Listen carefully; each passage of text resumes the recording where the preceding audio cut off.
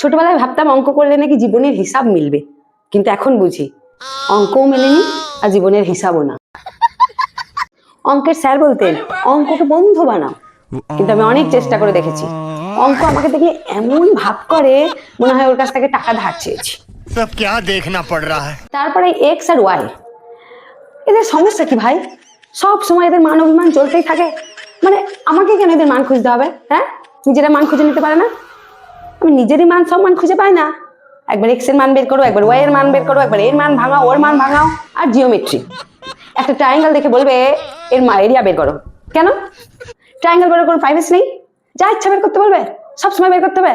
হ্যাঁ, কোনো এক্সাম হলে প্রশ্নপত্র দেখলে মনে হয় এটা প্রশ্নপত্র নয়, এটা হচ্ছে প্রতিশোধপত্র, যেন কেউ প্রতিশোধ নিচ্ছে। সবচেয়ে কষ্টের ব্যাপার হলো স্যার বলবে ক্যালকুলেটর নয়, নিজের মাথা ব্যবহার করো। কেন? নিজের যদি মাথা ব্যবহার করবো তাহলে ক্যালকুলেটর আবিষ্কার হয়েছিল কেন? দোকানগুলো বন্ধ করে দেওয়া হোক। ফালতু ফালতু আমাদের সুন্দর মাথাটাকে এত খাটাবো কিসের জন্য? ম্যাথ এত সমস্যা নিয়ে বেঁচে আছে কেন? মরে গেলে তো বাঁচি, আমি নয় ম্যাথ মরে গেলে বাঁচি। কিন্তু না, উনি ঠিক করেছেন উনি ওনার সমস্যা নিয়ে অন্যদেরকে জ্বালিয়ে জ্বালিয়ে মারবেন। মানে উনি দিব্যি বেঁচে থাকবেন, উনার কোনোদিন শেষ হবে না। সবে ম্যাথ, ভূগোলে ম্যাথ, কেমিস্ট্রিতে ম্যাথ, সায়েন্সে ম্যাথ, সবই ম্যাথ।